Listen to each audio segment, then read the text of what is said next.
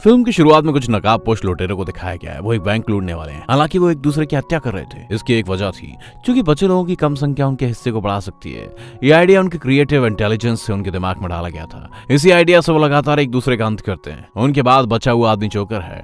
उसका चेहरा अभी भी नकाब में था। वो सारा पैसा लेकर भाग जाता है। एक तरफ शहर में हो रहे थे अपराध, लेकिन उन्हें रोकने के लिए बैटमैन नाम का एक और आदमी था। उसकी वजह से सारे गौतम शहर में शांति फैल गई थी। जब बैटमैन को बैंक लूटने के बारे में पता चलता है तो वो उस जगह पर पुलिस अधिकारी से मिलने जाता है। एक वकील है जो कि बहुत ईमानदार दिखाया गया है। उसने भी यही चाहा कि शहर में और ज्यादा अपराध और अपराधी ना बने। पुलिस अधिकारी से पूछता है कि मुझे अंडरग्राउंड इकोनॉमी के बारे में बताओ, ताकि मैं इसे एक तरफ रखकर बचा सकूं, क्योंकि बैटमैन ने मुझे भी उसी चीज की रक्षा करने के लिए कहा है। वो वकील, जिसका नाम हार्वी डेंट है, वो उससे कहता है कि चिंता मत करो, मुझे भी बैटमैन बहुत पसंद है और मैं उसका आदेश पूरा करूंगा। फिल्म में सबसे अमीर बिजनेसमैन को दिखाया गया है, लेकिन ये एक सीक्रेट था कि वही बैटमैन एक्चुअली। अब देखने में आ रहा है कि एक जगह अंडरग्राउंड इकोनॉमी से जुड़े हुए कुछ लोग बैठे हुए हैं। तभी एक शख्स उन्हें वीडियो कॉन्फ्रेंसिंग के जरिए संबोधित करता है। चोरी का सारा पैसा मेरा था और ये पुलिस की योजना की वजह से पकड़ा गया, ताकि वो बैंक में जाकर सारे अमाउंट्स को फ्रीज कर सके। लेकिन मैं उन्हें ऐसा नहीं करने दूंगा। वहां पहुंचने से पहले ही मेरा पैसा मेरे पास होगा, क्योंकि मैं हांगकांग चला जाऊंगा और चाइनीज गवर्नमेंट अपने ही आदमी को नहीं पकड़ेगी। वो अपराधियों के गिरोह से कहता है कि चिंता मत करो, हमारा सारा पैसा सेफ है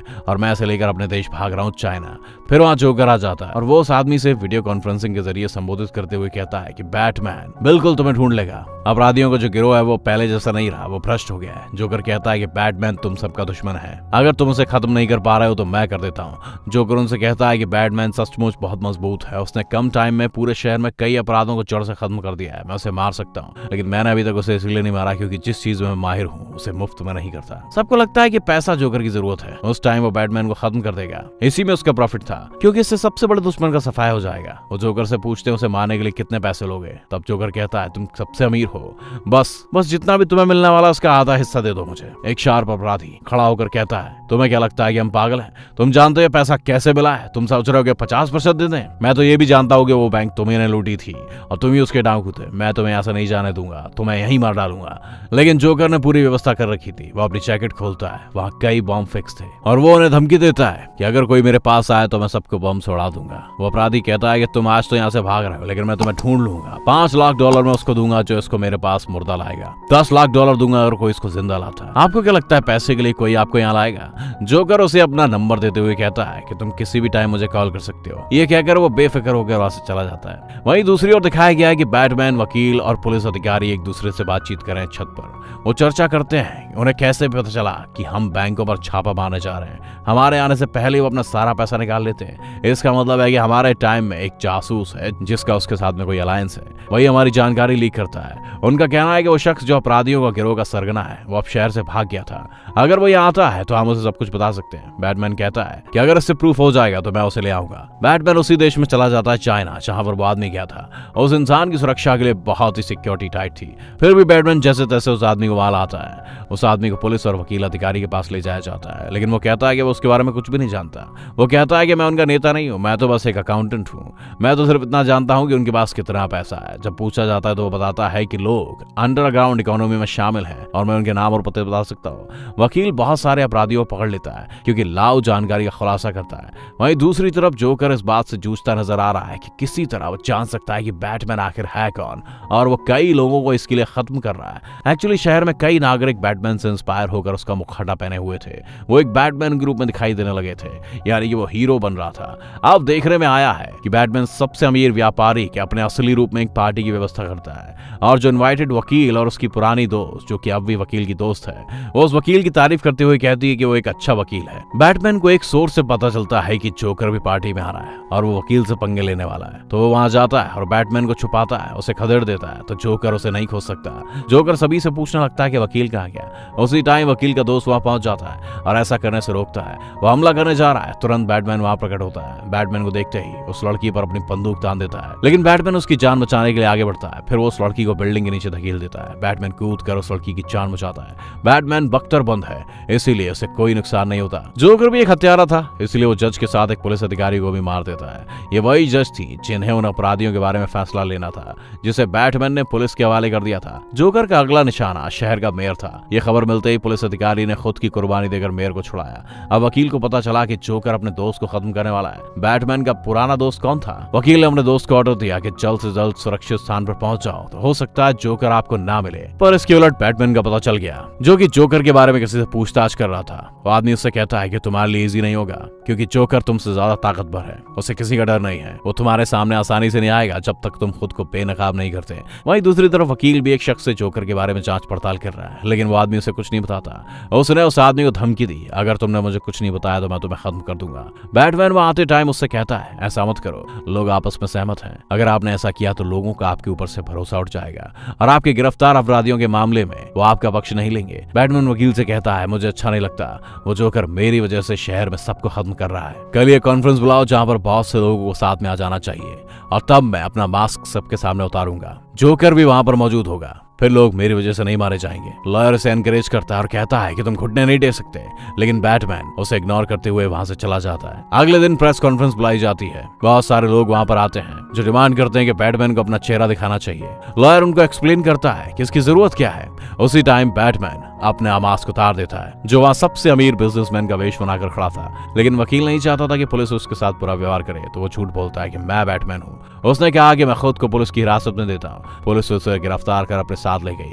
ये जानकर जोकर भी उसका पीछा करने लग जाता है, क्योंकि वो बैटमैन से आमने सामने से मिलना चाहता था। वो वकील की गाड़ी का पीछा करना शुरू कर देता है, उसे बैटमैन के रूप में सोचता है, लेकिन असली बैटमैन वहां पहुंचता है। वो जोकर की गाड़ी पर हमला कर देता है। उतरकर जोकर चौंकाने या डरने के बजाय बैटमैन पर अपनी बंदूक से फायर करना शुरू कर देता है। बैटमैन अपनी बाइक उसकी ओर चला रहा है। जोकर रास्ते में खड़ा है और कहता है, अपनी बाइक मेरे ऊपर से चलाओ, क्योंकि वो दिखा रहा था कि मुझे बैटमैन से कोई डर नहीं है। दयालु होने की वजह से बैटमैन अपनी बाइक की दिशा बदल देता है। ऐसे में उसकी बाइक अपना संतुलन खो बैठती है और दुर्घटनाग्रस्त हो जाती है। वो अपने होश खो बैठता है। जोकर को बैटमैन का चेहरा देखने का मौका मिला था, लेकिन किसी ने तुरंत उस पर अपनी बंदूक तान दी। वो कोई दूसरा नहीं बल्कि वही पुलिस अधिकारी था जो मेयर की जान बचाते हुए शहीद हो गया था। लेकिन देखा जा रहा है कि उनकी योजना का हिस्सा था, वो मरा नहीं था। यहाँ जोकर को गिरफ्तार किया गया है। यहाँ ये पता चलता है कि टू फेस बैटमैन नहीं है। उन्हें सम्मान पूर्वक रिहा किया जाता है और सिक्योरिटी उसे सेफ अपने घर ले जाती है। लेकिन यहाँ पता चलता है कि लोग जोकर के आदमी थे, वो रक्षक नहीं थे। वो वकील को पकड़ लेते हैं। जब बैटमैन को उसके बारे में पता चलता है, फिर वो जोकर के पास जाता है और वो उससे पूछता है, तेरे लोगों ने उसे कहाँ भेजा है। जगह के बारे में पूछने के लिए बैटमैन उसे पूरी तरह से मारता है, लेकिन कोई खतरा जोकर को प्रभावित नहीं कर रहा है। जोकर उससे कहता है, अब तुम उसे बचाने का नाटक क्यों कर रहे हो? पहले तो तुमने खुद उसे फंसाया और तुमने उसे बैटमैन के रूप में दिखाया ताकि उसे पकड़ा जा सके। बैटमैन कहता है, ऐसा नहीं है, तुम मुझे क्यों मारना चाहते हो? तुम मेरे इतने खिलाफ क्यों हो? जोकर उससे कहता है, मैं तुम्हें मारना नहीं चाहता, लेकिन मैं सिर्फ अपने नियमों को वापस लेने के लिए समझाना चाहता हूँ, जैसे कि मेरे पास कोई नियम नहीं है। जोकर उससे कहता है, वकील, उसका दोस्त और तुम्हारा पुराना दोस्त, हमने उसे कब्जे में कर लिया है। बैटमैन उसे बहुत मारता है और पूछता है, मुझे बताओ कि तुम उन दोनों को कहाँ छुपाए हो? जोकर उससे कहता है कि तेरी पिटाई का मुझ पर कोई असर नहीं होने वाला। वो उससे कहता है कि मैं तुझसे कहता हूँ कि वो कहाँ गए हैं, लेकिन वो उससे कहता है, ठीक है मैं तुम्हें बता देता हूँ कि वो कहाँ गए, लेकिन तुम्हारे पास सिर्फ एक ही मिनट है उनको बचाने का। अब बैटमैन और पुलिस अधिकारी उस लड़की और वकील को बचाने जाते हैं। बैटमैन उस जगह जाता है जहां उसके दोस्त की लोकेशन बताई जाती है। वहां जाकर वो वकील को देखता है। एक्चुअली ये जोकर की साजिश थी, क्योंकि वो नहीं चाहता था कि लड़की किसी भी कीमत पर जिंदा रहे। बैटमैन कुछ कर पाता उससे पहले ही विस्फोट हो जाता है। उस जगह पर भी बॉम्ब एक्सप्लोड हो गया है जहां उस लड़की को कैद किया गया था, यानी कि वकील की जो फ्रेंड थी उसकी मौत हो गई थी। लेकिन बैटमैन विस्फोट से पहले किसी तरह वकील को बाहर ले आया था, लेकिन उस विस्फोट ने उसका आधा चेहरा बिगाड़ दिया था। जोकर उनका ध्यान भटकाता है और उसका फायदा उठाता है। वो वहां से भाग जाता है। वो अंडरग्राउंड इकोनॉमी अकाउंट से मिलता है और उनके पास बहुत सारा अवैध पैसा था। जोकर सोचकर बहुत ही ज्यादा एक्साइटेड है कि उसने बहुत पैसा कमाया। अचानक देखा जाता है कि जोकर उस आदमी के साथ साथ सारे पैसे भी चला देता है। दूसरी तरफ पुलिस का फैसला है कि शहर के कुल अस्पताल खाली रहेंगे, घायल वकील उन्हीं अस्पतालों में से एक में है। तब वहां जोकर भी आ जाता है। जोकर कहता है उसके करीब जाकर, ये मत सोचो कि तुम्हारे दोस्त की मौत का कारण मैं हूँ, क्योंकि मैं उस वक्त साथ था और ये उनका खेल हो सकता है, इसीलिए तुम्हें उनसे बदला लेना चाहिए।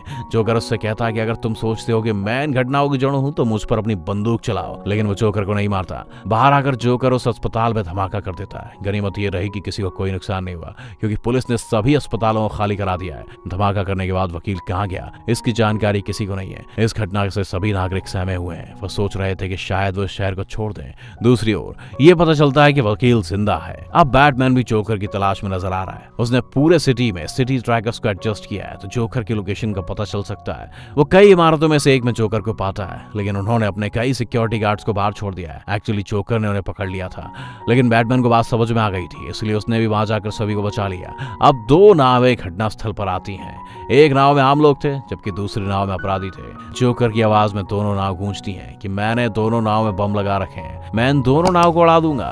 अगर आप अपनी जान बचाना चाहते हो, आपकी हर नाव में अलग रिमोट कंट्रोल होता है।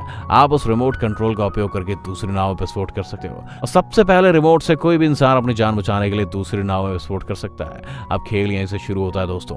शायद कुछ लोग सोच रहे हैं कि खुद को बचाने के लिए दूसरी नाव में विस्फोट कर सकते हैं। दयालु होने की वजह से कुछ लोग इसके पक्ष में नहीं थे। जोकर की यह सोच बिल्कुल विपरीत थी। जोकर की इच्छा यह थी कि कोई भी एक दूसरे की परवाह ना करे, बस अपने बारे में सोचे और अपने लिए दूसरों को मारना सही है। फिर वहां बैटमैन दिखाई देता है, लेकिन जोकर उस पर चुपके से हमला करना शुरू कर देता है। जोकर उससे कहता है, तेरा यहाँ आना किसी काम का नहीं, दोनों नाव को उड़ाने जा रहा हूं मैं। दोनों नाव में विस्फोट करने का टाइम आ गया था, लेकिन दोनों नाव में सवार लोगों की जान बच जाती है, क्योंकि दोनों नाव में सवार लोग बटन ही नहीं दबाते, ना अपराधी न मासूम लोग। क्योंकि चाहे वो अपराधी हो या मासूम लोग, उनके दिल में अब भी इंसानियत और सहानुभूति थी, जिसे जोकर नापसंद कर रहा था। इसके कारण वो बटन दबाने जा रहा था ताकि दोनों नाव के फटने से लोगों की मौत हो सके। वहां आकर बैटमैन उसे दूर धकेल देता है। जोकर दुखी और निराश होने के बजाय बेहद खुश हो जाता है। क्यों? क्योंकि जोकर चाहता था कि बैटमैन उसके नियमों का उल्लंघन करे और वो किसी को भी मार सकता है, क्योंकि बैटमैन ने कभी किसी की जान नहीं ली थी। लेकिन बैटमैन अपने नियमों का उल्लंघन कैसे किया? वो उसे बचाता है, उसकी ओर एक रस्सी फेंकता है, जाकर उससे पूछता है, क्या तुम्हें बुरा नहीं लगता कि सभी नागरिक उस वकील की तारीफ करते हैं? वो कहते हैं, यही रीजन है कि मैंने उस वकील को गलत करार दिया, क्योंकि मनुष्य को सबसे पहले खुद को तवज्जो देने का अधिकार है। बैटमैन को उसकी बात बहुत बुरी लगती है और वो वहां से निकल जाता है। पुलिस ने जोकर को गिरफ्तार कर लिया है। अब वकील दिखाई देता है, वो उस लोकेशन पर जा रहा है जहां पर उसका दोस्त मरा था। उसने पुलिस ऑफिसर की फैमिली को बंदी बना लिया है। उसकी थिंकिंग ये हो गई थी कि उसकी दोस्त की मौत का जिम्मेदार वही पुलिस वाला है। वो कहता है कि अगर तुम्हें अपनी गलती का एहसास हो गया है कि तुमने किसी को खो दिया और उसकी वजह से मुझे कितना बड़ा घाटा हुआ है, तो अभी ये रियलाइज करो, तो मैं तुम्हारी फैमिली यहाँ पर लाया हूँ। वो उस पुलिस ऑफिसर के बेटे पर गन तान देता है, लेकिन बैटमैन वहां पर आ जाता है और कहता है कि रुक जाओ, जोकर की यही इच्छा थी और तुम एक जानवर में बदलने जा रहे हो। अपने बारे में सोचो, तुम कितने अच्छे हो। अगर तुम ऐसा करोगे तो लोग तुमको गलत मानेंगे। इस तरह जोकर ही अपनी योजना में सफल हो जाएगा कि वो अच्छा आदमी और बाकी सब बुरे हैं। वकील के पास एक सिक्का था, वो उसे उछालते हुए किसी को मारने या ना मारने का फैसला करता था। वो सिक्का उछालता है और यह तय होता है कि बैटमैन को मार डालो, इसलिए उसने बैटमैन पर अपनी बंदूक तान दी। फिर वो अपनी बंदूक खुद पर तानता है और सिक्का फिर से उछालता है, लेकिन सिक्का उछालने पर खुद को मारने का फैसला नहीं होता, इसलिए वो पुलिस अधिकारी के बेटे पर अपनी बंदूक तान देता है। उस बच्चे को नुकसान पहुंचाने से पहले बैटमैन आता है और उसे दूर धकेल देता है। नतीजतन वो पुलिस अधिकारी को सदमे की स्थिति में छोड़कर मर गया है। उनका कहना है कि जोकर ने जो चाहा वही हुआ। इसका मतलब है वकील एक ईमानदार इंसान था, उसे गलत साबित कर सकता है और लोग उसे दोषी मानने लगते हैं। हुआ वही। दूसरा चाहता था कि बैटमैन किसी की जान ले सकता है और उसका माफ करने वाला जो गुण है वो खत्म हो जाएगा, और हुआ भी यही।